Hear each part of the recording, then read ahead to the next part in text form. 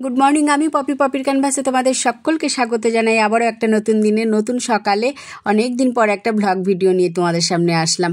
অনেক দিন ভিডিও দেওয়া হয়নি, শত ব্যস্ততার মাঝেও আজকে চেষ্টা করছি যে একটা ভিডিও দেওয়া যেতে পারে।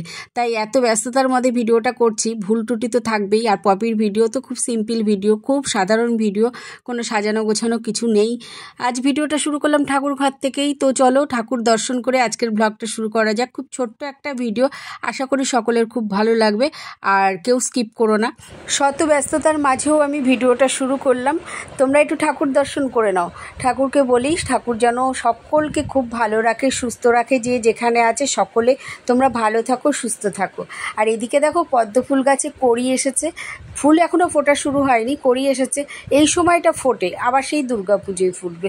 গাছ ভর্তি কড়ি গো, কত করে অনেক অনেক পদ্ম ফুল ফোটে, এখনও ফুল ফোটেনি। তাই দেখলাম যে কড়ি পুজো দিতে বসে ভাবলাম যে আমাদের গাছের ফুলের কড়িগুলোর কি অবস্থা। যাই হোক চলো, এদিকে নিয়ে বসেছি উচ্ছে বা করলা, যে যেভাবে বলো, যে যেভাবে চেনো। এটার এখন রস করতে হবে দাসবাবুর জন্য করে রেখে দেবো।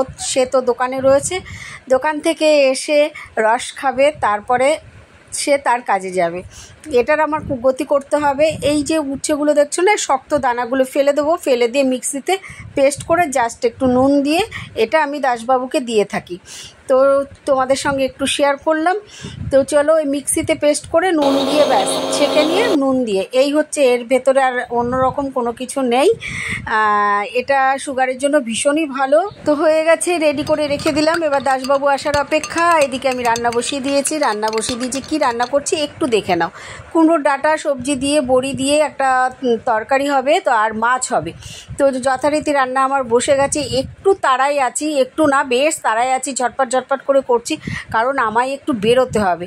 আমি আজ বাড়ি থাকবো না, তাড়াতাড়ি করে সেরে নিয়ে সবটা গুছিয়ে রেখে তারপরে আমাকে যেতে হবে। তাই ভীষণই ব্যস্ততার সঙ্গে কাজগুলো করছি। রান্না বান্না সেরে রেখে যেতে হবে, তো ঘরে খাবে কি সবাই? তো যা, শুধু রান্না না, রান্নার সঙ্গে বান্না আছে, ঠাকুর আছে, এ আছে, ও আছে, অনেক অনেক ঝামেলা। একটা সংসারের কাজ তো আর কম থাকে না, সবটা গুছিয়ে রেখে তারপরে আমাকে যেতে হয়। যাই হোক, বেরোতে হবে তাড়াতাড়ি, ভীষণ তাড়াতাড়ি করছি, ভীষণ তাড়াতাড়ি। এই তরকারিটা নামিয়ে পাশে আবার টিফিন করতে হবে। এখনও আজকে আমার টিফিন করা হয়নি, তো সেই জন্যই তরকারিটা আগে হয়ে যাক, সময় তো নষ্ট করা যাবে না। বড়ি ভেজে রেখেছিলাম, সেটা দিয়ে দিলাম এর মধ্যে। এদিকে দাসবাবু চলে এসেছে। জানো, রাখো রাখো নিচ্ছি, রাখো রাখো এখানটা রাখো, নিচ্ছি। তাই রাখি কেন? সোনাই পড়তে যাবে, ওকে তাড়াতাড়ি করে ভেজে দিচ্ছি। টিফিন সকালের খাবারটা খেয়ে ও চলে যাক, তারপরে আমরা খাবো। আগে দাসবাবুকে সোনাইকে দুজনকে ছেড়ে দিই, বাপ মেয়ে বেরিয়ে যাক, তারপরে আমরা দুজন খাবো। খেয়ে আমার সব গুছিয়ে নিয়ে আমাকে বেরোতে হবে।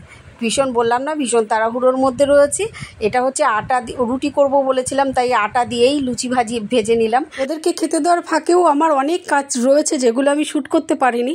অনেক রকম কাজ, ভীষণ তাড়ার মধ্যে রয়েছি, তাড়ার মধ্যে থেকে কাজ কমপ্লিট করে আমাকে বেরোতে হয়েছে। তো এদিকে ওদের খাওয়া দাওয়া সব কমপ্লিট হয়ে যাওয়ার পরে এবার আমি মাছটা রান্না করব। অনেকগুলো মাছ রয়েছে, কিন্তু এগুলোকে আমার আজকেই রান্না করতে হবে, কিছু করার নেই।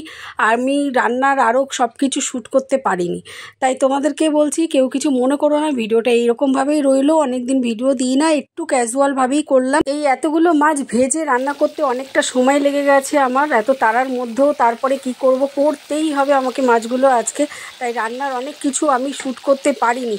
আর এদিকে দেখো, রান্না এই পাশে গ্যাসে তো এগুলো হচ্ছে, পাশে কিন্তু আমি আবার ওদিকে কাঠে ভাতটাও বসিয়ে দিয়েছি, কারণ এই রুটি হয়েছে, ভাত হয়েছে, লুচি হয়েছে, সবটা মিলিয়ে নানান রকম। তারপরে সবজির তরকারি কেটে কুটে সবটা তো শ্যুট করা যায় না।